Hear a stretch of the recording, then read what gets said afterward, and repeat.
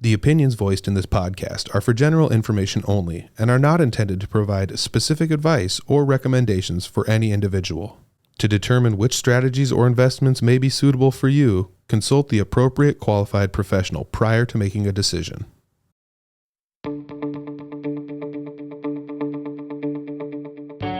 Welcome to How to Money with Cole and Baileigh. I'm Cole. And I'm Baileigh. We're financial advisors at Full Swing Financial, where we coach people every day on their money. Each episode, we cut through the noise and focus on the financial decisions that actually matter. Our goal is simple, to help you feel more confident and more in control of your money. Let's get into today's episode. All right, welcome back. And again, I don't know if you know this, me and Cole probably don't need caffeine. We run high. And then Shout out Stella's. Shout out to Stella's. Mine's already gone by the time, but from the drive from Stella's to here, that's how good it is. It's the best coffee. I'm a cold, you know what? Warm weather is back in Iowa. Their cold brew, if you have not had it, 10 out of 10. 10 out of 10. Warm and humid too, yes. Like out of nowhere. We have this humidity. It's the storm weather. Like you can tell there's like a chance of there was tornadoes last night up in northern Iowa, and just that you can feel the electricity. Spring soccer, I actually love stormy, like hot weather. So you would. I know. Well, it's going to be really exciting today because we're bringing on Patrick Schultz from Clark Capital.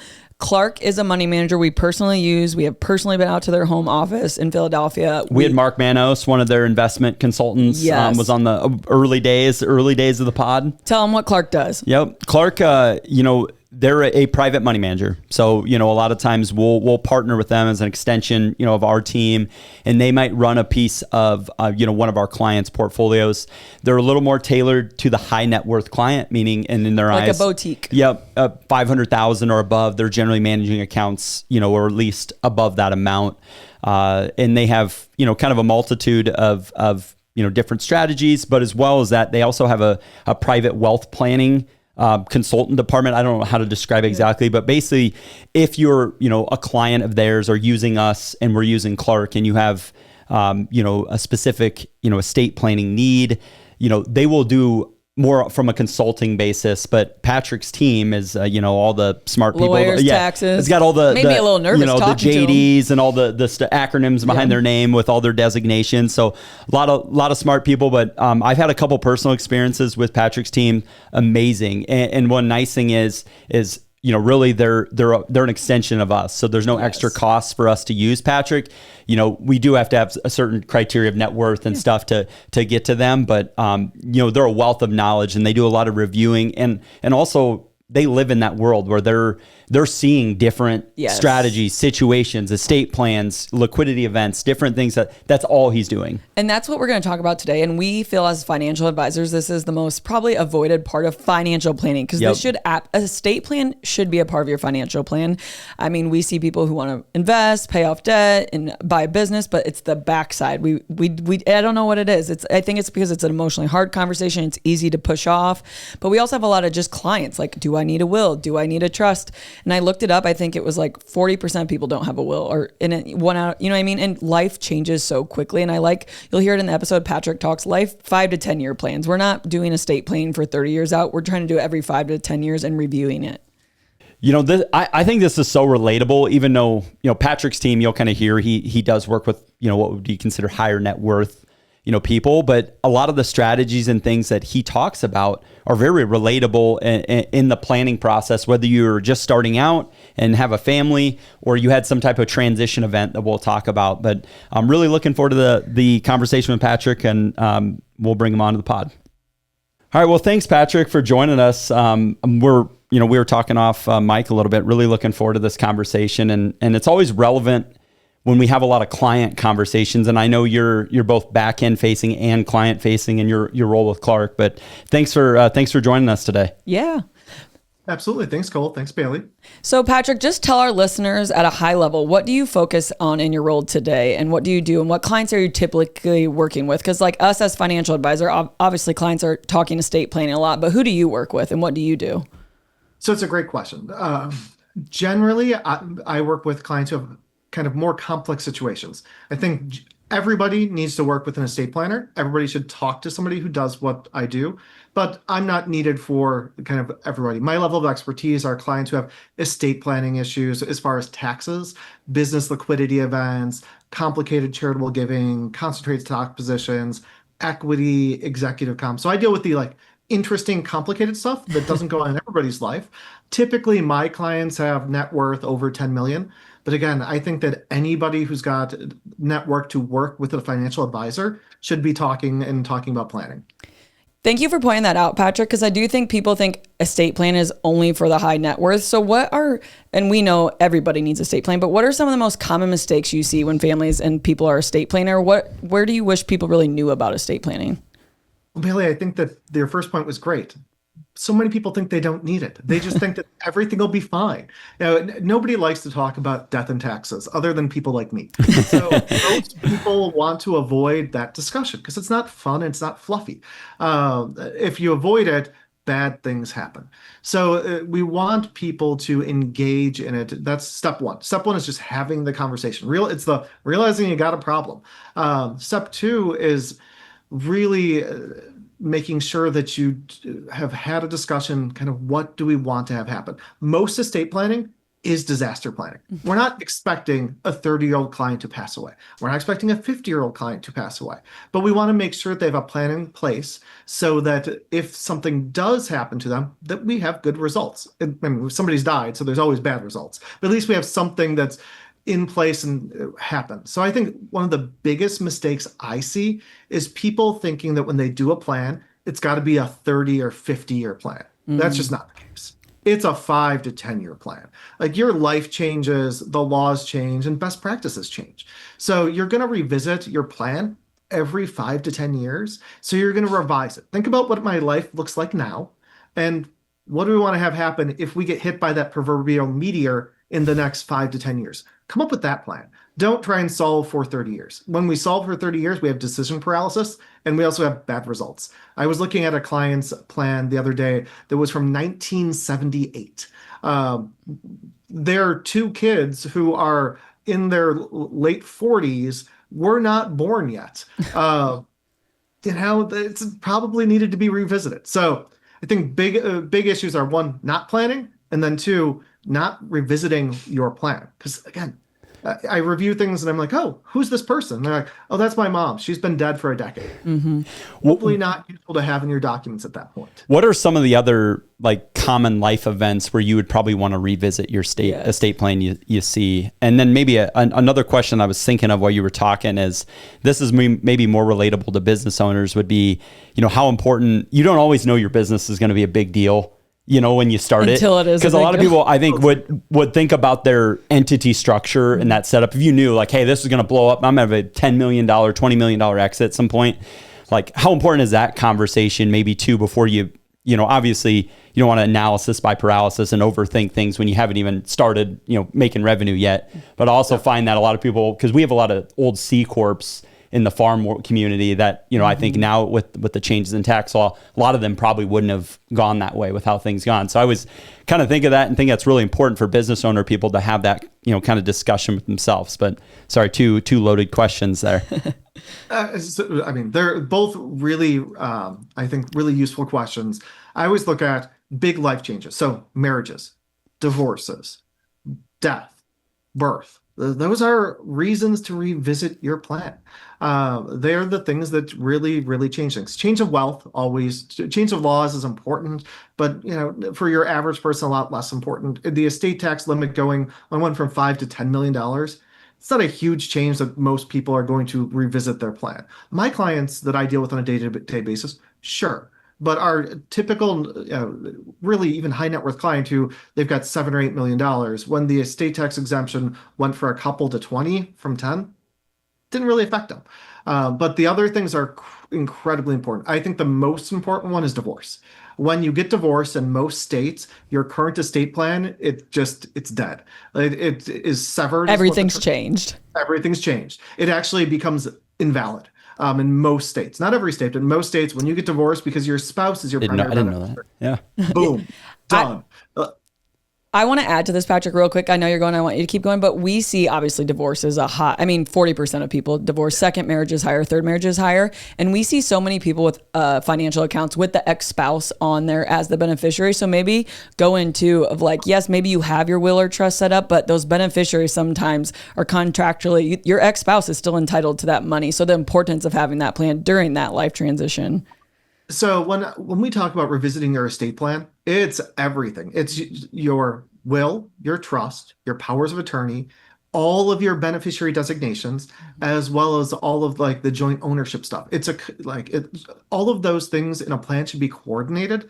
Otherwise you get bad results. So some of the worst results I've seen is when you've got a plan, let's say it's a trust that says my assets are going equally to my 3 kids. And you've got a separate account that you put a kid TOD on and you forgot about it. And now that kid's getting an extra $500,000. Sure. Morally, was the plan for it to be split? Yeah. Legally, do they have to do that? Absolutely not. And I've seen, I had somebody sit in my office and look at me and go, well, I'm sure that's what my mom wanted. Yeah, I'm sure that your mom wanted. Easy for you to say now. Yeah. I've had this happen where someone sometimes like, oh, the one child is kind of who's going to handle it. They'll share. Yes. I'm like, no, if it's an IRA you're inherited, there's tax consequences. Or you'll see. I don't want to pick on banks. I think you had this in one of your videos a little bit. Sometimes the registration, they'll put a POD right away on the account sometimes, or a lot of registration is very important. I know in your world of how that account is registered. And sometimes that can throw off a whole, you can have an attorney really mad at you for these 2 accounts that aren't registered correctly. I mean, I had one early on with husband and wife. We did their trust. We did everything. No kids. Life should be really, really simple. She died like 5 years later. He came in and he was all angry at me. And I'm like, what's going on? He's like, so there's an account that's like got $150,000 in it and I'm not on it. And it's not my trust. I'm like, when I'm looking at my notes, I'm like, I don't have any record of this account. You've never talked about it. What's the history? Turns out it was a pre-marriage account that she never told him about. Oh, wow. Yeah. And she wanted it to go somewhere else and she just didn't want to have the fight about it. And so he was mad and it ended up going to her siblings. But that was what her plan was, and there was no discussion. The other huge mistake is people not discussing generally what their plan is. Nobody needs to know dollar amounts. Like nobody needs to know how much money you have, but they should know like what's going to happen. It's going to go equally to the kids. It's going to go equally to kids, but Billy's getting the business. Is business part of that or not? People not being surprised is incredibly important. In the estate planning world, when people are surprised, they tend to sue, and that's not good. We're huge advocates for people being very transparent, direct, clear as kind, because again, money is a very emotional thing. And when you're talking bigger dollars or just in estate planning, we talk about all the time, one kid's in charge of everything. They end up inheriting, just like you were saying. But I want to kind of go back to Cole's business owner, because we do work with a lot of business owners. When a business owner is thinking about stepping away, what should they start planning for, estate planner? What should they be thinking about? Because I know you work with a lot of business owners. So let's go real quick back to Cole's first question, which was, if I was setting it up, what would I do? Yeah. So when you set up a business, you want to think about what's the ultimate goal? I know that sounds weird, but is the business to be legacy? Is it going to stay in my family, or am I going to sell it? And depending upon what your industry is, that changes what you want to do. If the goal is, I'm going to keep it in my family, almost always you want to be an LLC that's taxed as an S corporation. Like there are exceptions, but usually that's going to be the case. If you're going to sell it long term and you're not farming and you're not hotels, things like that, you probably want to be a C corp because there's a huge tax benefit for that. It also can change, am I putting all my money back into the business? Or am I the type of person who's going to take all the money out? Taking all the money out, S corp is better. I'm shoveling it all back into my business, C corp is better. So we kind of try to think about those things. Now, realistically, most people set up their business without thinking about what's going to happen. And then we have to figure out what we want to do. So that's part of the discussion. So Baileigh, to your question, I usually go through kind of a series of questions with business owners. So one is, when do you want to sell your business? Like, I know that sounds obvious, but let's have that discussion. When do you want to be done? And those are different questions. So most people who sell a business, there's a time period after they sell where they're going to have to stay. And when I say sell, it could be transition to the next generation. It could be, have employees take it over. It could be sell to the outside. I just mean kind of sell as a general term. So we want to think about that. A client who says, I want to be done and out in 3 years. Okay, we probably have to start thinking about transition now, because there's going to be at least 18 months typically that they're going to have to stay on and kind of turn it over. I think for advisors, we always want the advisor to think about, I need to help guide my client through this process, and they need to think about what's going to happen next. So when do I want to sell? How long do I want to keep working? As we said, what's my corporate structure? Because that matters on who wants to buy it. I occasionally will have this, a client come in who's got this really, really well-producing business, and it's a DBA. It's got no legal structure at all. And I'm like, this is not good. Nobody's going to buy this. So you want to think about those things. Who are our buyers going to be? Or who's going to get it? Is it going to be family? Is it going to be a friendly, like, internal transition? Are we going to sell to a competitor in the marketplace? Are we going to sell to private equity? All of those things matter, and size dictates that somewhat, but also is goals. I've got a client right now, business absolutely could sell to private equity, but he loves his employees. So we're going to do an ESOP. We're going to sell it to all the employees. That makes sense for his employee population. I have others where I've had them, like, family businesses, and they look and they're like, yeah, it's a family business, but none of the kids could run the business. We run into that a lot. Yep. So what are we going to do? Are we going to sell it to a competitor? Are we going to bring in, a C-suite? Like, there's options. So we think about those things. How are you going to get paid? Which sounds silly, but if it's a smaller business, we're probably going to do some self-financing. If it's a bigger business, there might be an earnout. There might be where we roll it in if it's private equity into the next deal. I typically tell clients, absent some sort of special circumstances, you want at least 70% of the cash up front. Anything that's not up front is at risk. I had a guy who came in and it's like, okay, it's 40% up front and it's going to be 60% on the back end, and I'm going to get like 8%. I'm like, oh my God, the amount of risk that you're taking on is just crazy. He's like, no, it's guaranteed 8%. Like, so do you think that the person buying your business is going to be able to run your business as well as you do? He's like, well, absolutely not. I'm like, then it's not guaranteed. Yeah. Do you think it's really guaranteed? Yeah. And then we always want to look at kind of what's in the business. We see a lot of clients who have things that are, like, and I don't want to pick on anybody, but I've run into more Corvettes owned by HVAC and plumbing businesses. Or boats. Boats. Or boats. Or planes. Not jets. This is like good planes. awareness, Patrick. Yeah. So those are things that when somebody's buying your business, they don't want. So we got to figure out how to get them out of the business. They're also kind of a drag on revenues typically. So your revenues might be artificially low because we've got some interesting assets in the business. Questionable. Questionable. We also want to make sure that if there is real estate, that the real estate's in a separate LLC. Absent a really good reason, like, we typically don't want the real estate to be owned by the operating company. There's tax reasons for that. And also it's just the practical. It's a lot harder to sell a business with real estate than to sell the business and sell the real estate, because they're selling two things, and selling two things is always harder than selling one. That's good. Generally makes the financing tougher too, right? Or it's commingled then, right? Yeah. Now there are exceptions. I had a guy who's like, well, I own a mine. Yeah. Okay. You own a mine. When the real estate is the business, different, understandable. One follow-up question I had, this is probably not going to relate to the masses, but in your opinion, what makes a business a good candidate for an ESOP? Absolutely. So you have to have a good, stable employee population. Not too old, not too young, not a huge amount of turnover. So one of the negatives with an ESOP is if somebody leaves, you got to buy their shares. Yep. If you've got like a group of really strong performing 60-year-olds, probably not a good group for an ESOP. The other is people who have so all the employees have to be eligible. So if you've got people who will stay for 18 months, like if your average employee is there for 18 months, that's a problem.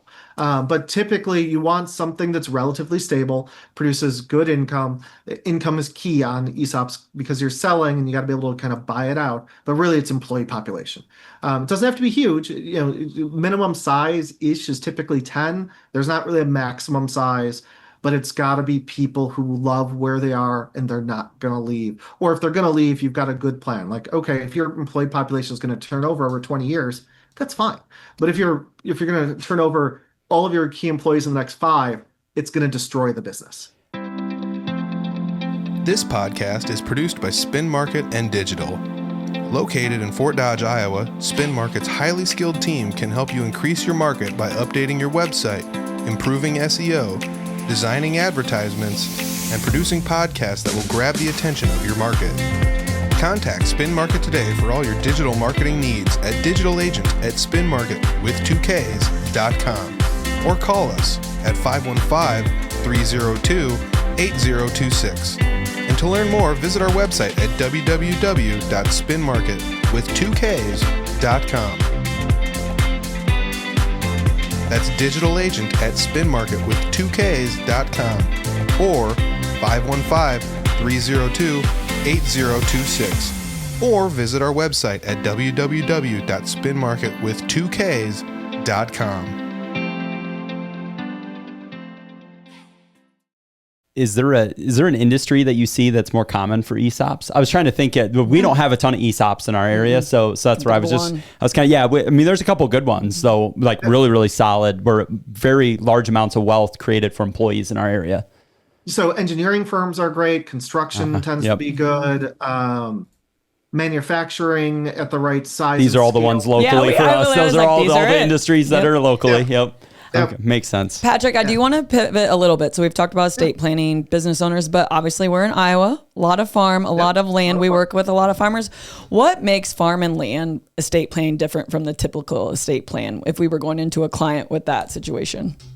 Well, so I've worked with tons of farmers over the years. My practice started, I'm from Wisconsin. Woo! So Midwest. Yep. Yeah, Midwest, exactly. And there's emotion there. And there are, like, we might have farms that have been in the family for 3 or 4 generations. So we've got that.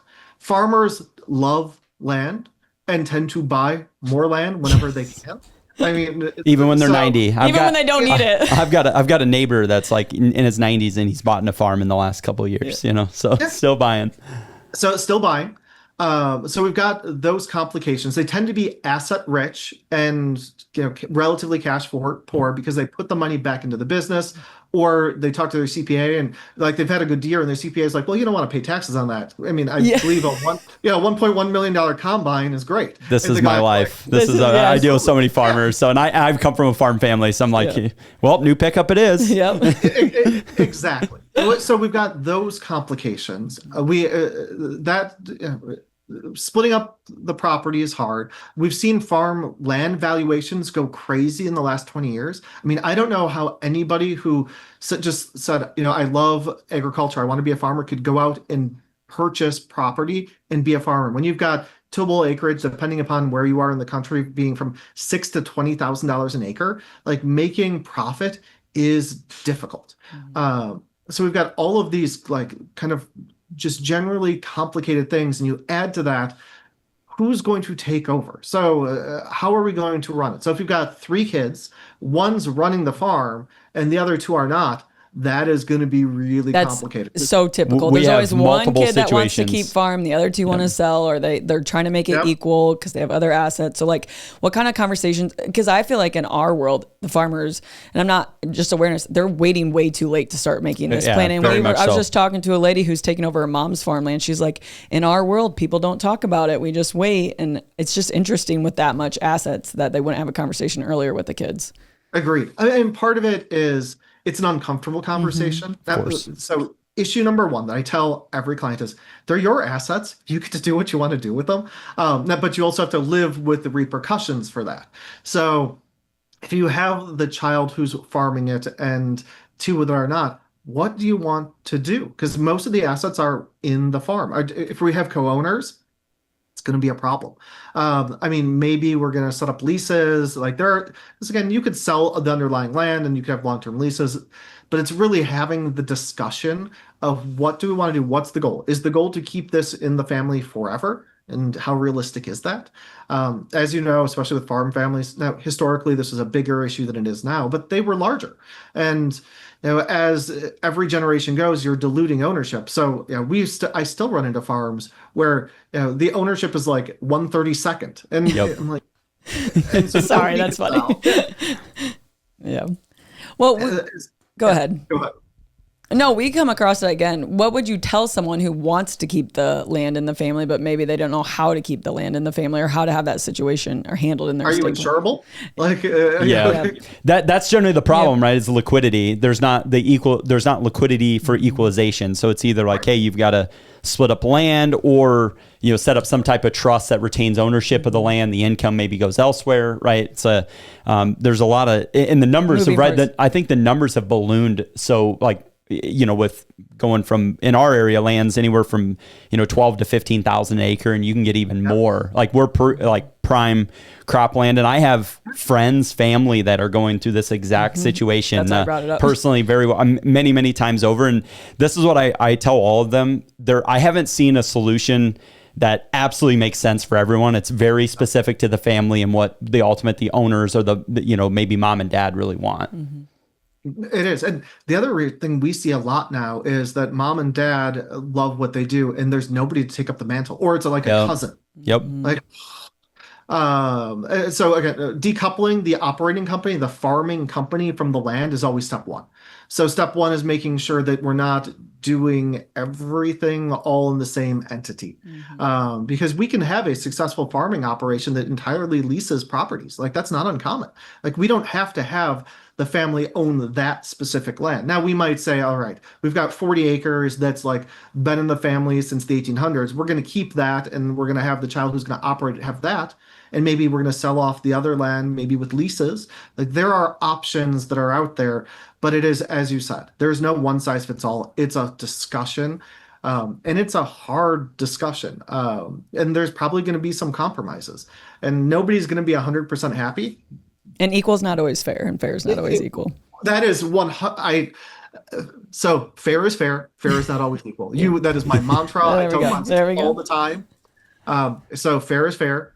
Fair is not always equal. And communication. I was just going to say, be surprised. Cole's going to ask you a question, and I can tell he's chomped a bit, but I just think we always just have the conversation now, have control now, because when you're gone, you can't go back. You know what I mean? Just have the conversation whether they like it or not, because being more direct, your kids will appreciate that in the long run. Right. And you want generally most parents will be like, hey, I want my family to be family after we are gone, right? And that's a lot of times what happens is there's 2 or 3 that, doesn't go the way they wanted, or it's completely unexpected, right? It was like they were unaware, and they're like, no, so that's always tough. And we see kind of both ends of that. We obviously want people to be proactive, but also we see, hey, this is why this is a prime scenario, why you need to really have this conversation. So, well, transitioning, this is, we've had, a few different scenarios we've ran across here recently. And I want you to talk a little bit about like unexpected wealth or unexpected liquidity events. Like, from obviously an estate planning attorney perspective, what are the things if someone, whether it's maybe they, had a lawsuit that they won, or an insurance claim, or unexpected inheritance they didn't know and came in, what does some of that thought process look like? So what I tell clients, first and foremost, get your team. So you want a good financial advisor, you want a good CPA, and you want a good attorney. And let your team be kind of your team and bubble wrap you. So I'll give an example. The clients who come into wealth, if most of the times that is in some way, shape, or form going to be public, whether it's an inheritance and it's open because it's open records law, whether it's a lottery winner, whether it's a settlement, whether it's sports, like people know about it. And so they're going to start approaching that person, and it's uncomfortable. So we try early on to train them. Like I've actually had cards printed where they can give to whoever's approaching them. They say, hey, I don't deal with that. That's my team. Here's my financial advisor's information. They handle all of the requests. And they keep them in their wallet or their purse, and they hand them out. They're like, that's just not what I do. So here's my team. My team handles all charitable requests, all investment things, and then they get vetted. It cuts down and makes it way less uncomfortable, because they're like, I just don't do that. That's not what I do. I have a team for that. It works really, really, really well because people get guilted into the weirdest stuff. Yep. I have a client who, if we said who it is, you'd absolutely know they're a celebrity sports person. And he jokes, he's like, so I've got a team. The only times where I've really screwed up in the investing world is when I didn't give something to my team to me, and then I was like, oh, that sounds great. And so then job security, Patrick. Yeah, and then it totally blew up. Yeah. I've got a family in upstate New York that they won the lottery, and we'll say net after taxes was $40 million. In year one, they spent $15 million. Oh boy! Wow. Oh yeah. Now they realized they had a problem. They went and they got a good financial advisor, a good attorney, and a good CPA who set up guardrails for them, set up a budget, helped them understand what the goals were. And so that was about 6 years ago. Now they've got about $50 million. Like we've stopped the bleeding, came up with a good budget. Like there's still things that come up, but they're able to be helped. So the key is these are generally when somebody inherits, has this, like it came out of nowhere. It's hard to comprehend. Like in the estate planning world, I tell everybody, we don't want to drop a check in somebody's lap. It never goes well. We want to create a plan for implementation. Lottery winners, settlement winners, it's a check in the lap. Somebody drops $10 million, $15 million, $50 million in your lap, you're probably going to make some poor choices. It doesn't matter who you are because it's just life changed so quickly. Yes. Yeah. So have that team. We joke, we want to bubble wrap the client. We want to prevent bad things from happening. And as long as they let us do their job, it's absolutely doable. Again, it's the client's money. We just want to know what their goals are. We do see a fair amount of just uncertainty. Like, what do I do next? My first thing I tell everybody is don't do anything. Like, take 30 days. I just had a client sell a business.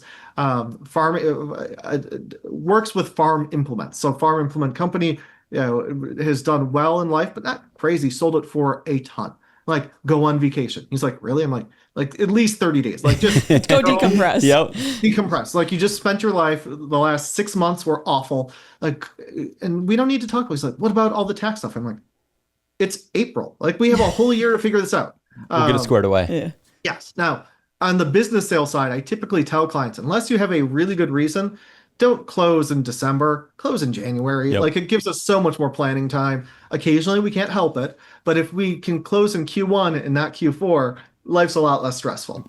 We can plan ahead. That's noted. Yeah. I just want to comment on one thing that I felt like it resonated back to not everyone has a $40 million problem, right? We deal with these problems of like a $100 problem to a $10 million problem, I feel like, for ours. But I love that you said you said the word budget a few times. And I think that's very powerful thing. Like someone that inherited $40 million, still the word budget is still relative and relatable to them, of like they need it. And that's like whether you've got $100 to your name or 40 million, it's all comes back to like some of those basic core planning tools still matter. It just the dollar amounts might adjust a little bit. Right. So wealth is always relative. I've seen people fight over like Knives Out fighting over $10,000. I've seen it's all sorry. Yeah, so true though. It's true though. Yeah. So it's all relative. One of my first cases, so we've got we'll call it $5 million at stake here. 3 siblings, and it was who did mom love best? So it's 3 siblings, so they each have their own attorney. The estate had its own attorney. There were, in any given time, probably 6 attorneys in the room. Oh, that's a bummer. They were fighting over whether or not the house that the one son had the right to buy was worth $230,000 or $250,000. And they all just spent that in lawyer fees anyway. So that's on an hourly basis. Yeah. It was insane. So it's all relative. I've also seen, again, as you said, budgeting is important regardless. I worked in Silicon Valley. I had clients come in and we're talking, and like there had been a number of issues with their account as far as money outflows. I said, guys, you seem to be having problems, just generally with spending, kind of where things going. They had about $50 million. They were early in one of the companies out there. They got a bunch of company shares. As the company shares went up, like their spending increased, and the company shares handled that. As the company shares leveled off and the market cooled, that was a problem. And I said to them, and both brilliant people, PhDs, like, how much do you guys spend? And she goes, oh, about 600,000. I'm like, why are we having this issue? If you $600,000 a year shouldn't be a problem. She goes, no, about $600,000 a month. Oh my gosh. So that's Taken out of breath. Oh yeah, $7 million a year. I'm like, this isn't. You're both PhDs. Let's just do the line. That's 7 years to zero. Yeah. Well, And we they're talk like- about that. Yeah.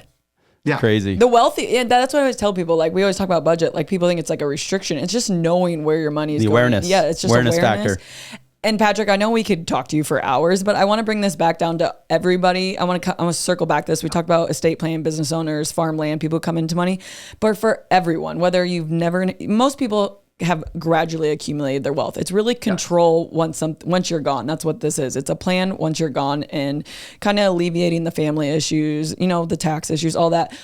When we hear a lot, will, trust, what should I do, estate plan, probate, all this, what would you tell someone if they're just the best piece of advice looking at estate planning? So the best piece of advice is do a plan. Probate is terrible. You don't want to go through probate. So if you've got more than, we'll call it $500,000 worth of assets, if you've got a home, typically a living trust is your better option because you can set it up to avoid probate. But you got to do the work. You got to change ownership. You can do so. I have lots. When I was in private practice, we'd have clients who maybe had $500,000, $750,000, simple life. They've got 2 kids. Everybody gets along. You can do beneficiary designations. So you could say, all right, my kids are going to get half of my IRA, each one. They're going to get my non-qualified accounts. If your state allows for transfer on death deeds, you can do that.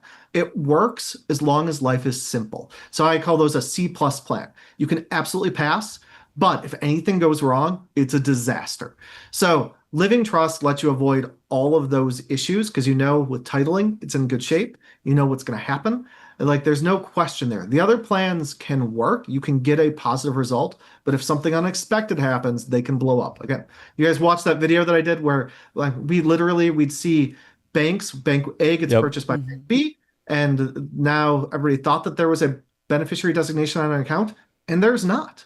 Or somebody unexpectedly passes away, and now a minor is going to inherit. Both. Now we got to involve the courts, and they're going to get the money at 18. It's a bad idea. Yeah, no, don't leave someone a bunch of money at 18. It never will go well. It never goes Not well. with any guardrails. Right? Yeah. I will say, so my personal pet peeve are uniform transfer to minor and uniform gift to minor act accounts. Depending upon state, they get the money at 18 or 21. I've never had so many people cry in my office as when they're like, my 19-year-old, they're turning 21 in a few years. There's $700,000 in here because we were really good. Everybody was really good. And they're an idiot. It's going to go really They have poorly. a problem They have a problem, whatever it is. And they're upset and they're like, what can we do about it? I'm like, nothing. There's nothing you can do. The law is the law. So do planning, be proactive. Again, the living trust, it costs a little more on the front end. Depending upon where you are in the country, it's probably $1,500 to $5,000 for a couple. Typically in probably Iowa, my guess is $2,500 for a couple is what that plan costs. That's pretty close. Yep. So the key is the administration on the back end is way cheaper. If you go through probate, a will and trust a will package, probably $1,000.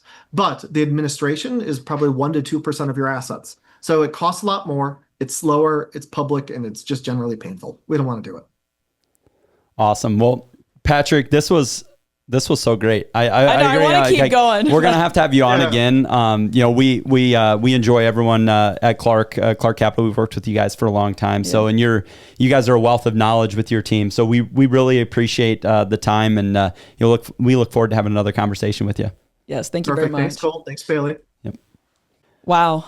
I feel honored when I get to sit with people like that and talk to them. It does make me proud that those are the reason with our setup and how we run as independent advisors and fiduciaries, we get to partner with people like Patrick. We get to pick who we partner with. And, to have his team as a wealth of knowledge that we can use as a resource, our clients can use as a resource, very, very powerful in the nature of our setup. And I feel like we'll have Patrick back on. Definitely going to have him back on. And he's lucky because he gets to see obviously he's earned his way into that spot, but he gets to see so many different scenarios and cases and, liquidity events and good and bad. I want to know which famous athlete he's working with. I was like, come on, give us the goods. I know he's given me some little nuggets over the years. So I've listened to him speak quite a bit of like, he's probably got a lot of people that, his time in Silicon Valley and stuff. A lot of experience. Of things. So, but yeah, such a great interview. And, for our listeners, if they're missing the Cole's Corner this week, we're a little off. So we didn't let you nerd out. Patrick was above it. Yeah. We didn't want to cut into the interview, but, looking forward to, hearing what people thought of Patrick. And, if there's something that you think, hey, we should have him back on for, we'd love to hear about it. Your question. But I just want to add this too.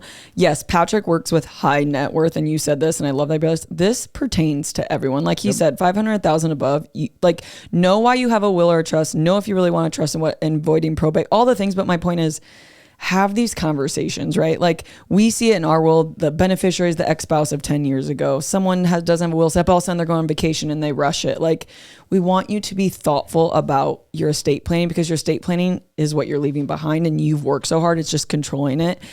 And he even brought something up like budget. He budgets high net worth people. Think about that. Like, me, I was glowing. Back to the basics, right? Yeah. Back to the basics. That's what I'm saying. No matter what scale you're on, it's all the same. It's relative, but like have your place and plan. So if you know someone that talks like, do I need a will? Send them this episode, because this is perfect. This is right up the conversation we want them to have.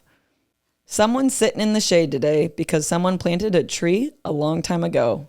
The great Warren Buffett. You've been listening to How to Money with Cole and Baileigh, the podcast of Full Swing Financial Planning. To learn more, visit their website at www.fullswingfinancial.com and follow them on Facebook and LinkedIn. Security and advisory services offered through LPL Financial, a registered investment advisor. Member FINRA, SIPC.